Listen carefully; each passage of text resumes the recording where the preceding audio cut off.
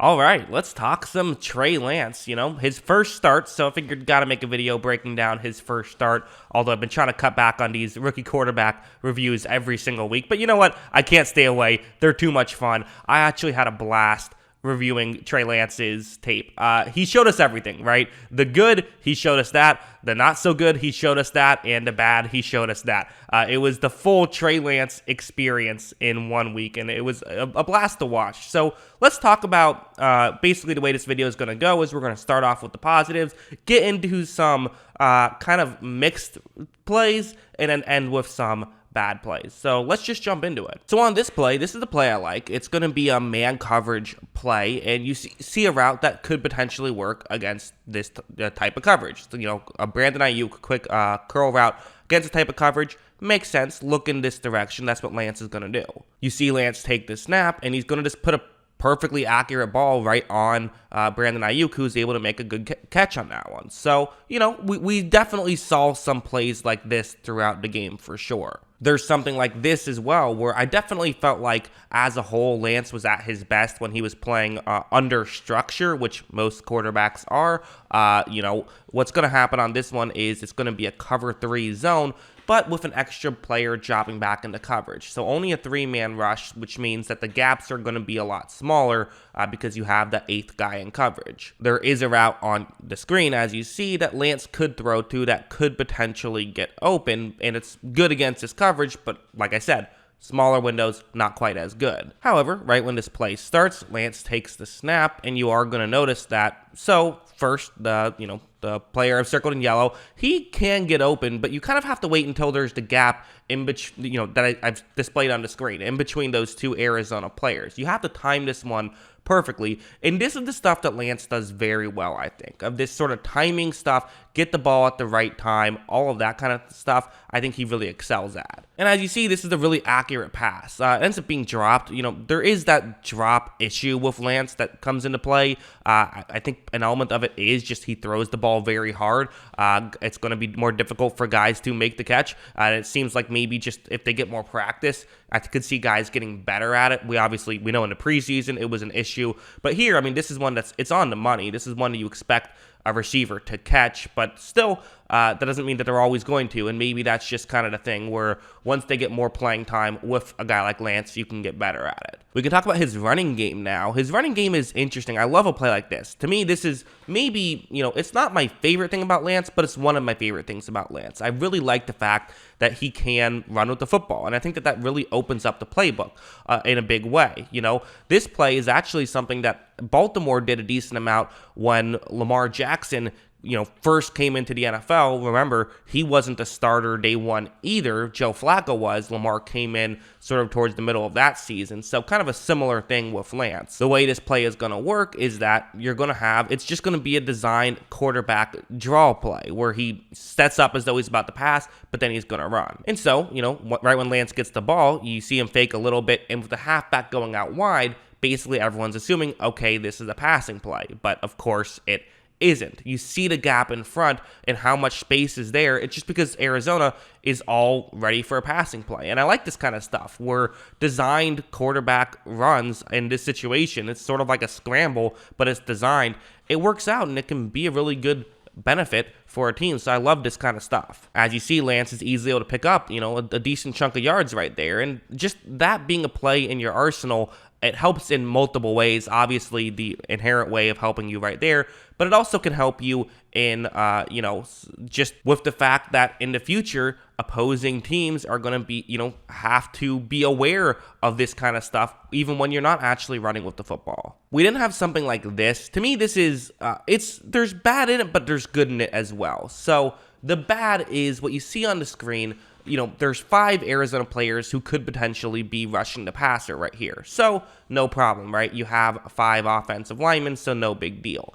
The issue is, on every play, you either slide right or slide left. What that means is the center either is going to block the guy to his left or to his right, and you block from the inside out. So in this play, you see that there's 3 Arizona players lined up towards the top of the screen or towards the offense's right, and only 2 towards the offense's left. So clearly they should be sliding right on this play. That way, if there is the 5-man pressure, which there is going to be, everyone is accounted for. This is something that, if Tom Brady is out there, he recognizes this and he changes what's happening, because the current play call is they're sliding left. You just got to change this stuff, and you could blame this on the offensive line, but the quarterback definitely can notice this stuff and probably should change it. However, I'm not showing this play because I think it's a negative.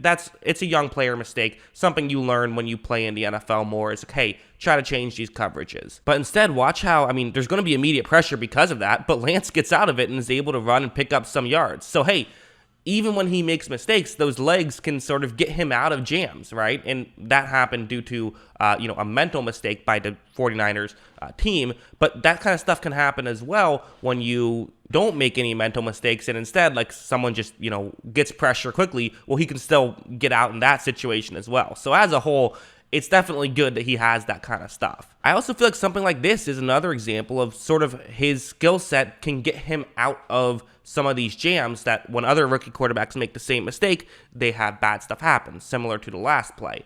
What's going to happen, though, is this is in the throwing game. Cover 4 zone, you have a route that could get into a gap in coverage, but watch what happens. Lance takes a snap, and it's going to be really good coverage by Arizona. They play it well. Brandon Ayuk on this play, he's just not open. So what do you do here? You could kind of try and make the throw a little bit, sort of hope that Ayuk can kind of box him out. You could do that. Lance is going to make this throw. I don't recommend it. I think it's a bad decision. But one of the things that Lance has going for him is that the balls he throw are just different than the way other people throw.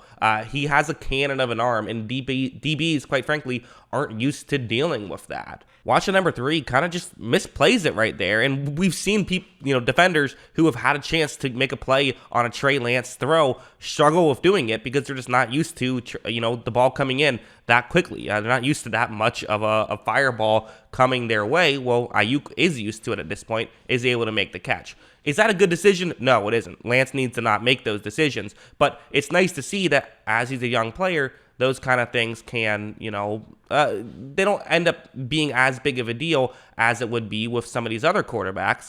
If Mac Jones made that throw, it's an interception probably. Okay, now let's talk about some of the negatives that I cannot swing as positives, right? There's 3 sections of this video, I feel like. The positives, the negative/positives, and then the just straight negatives.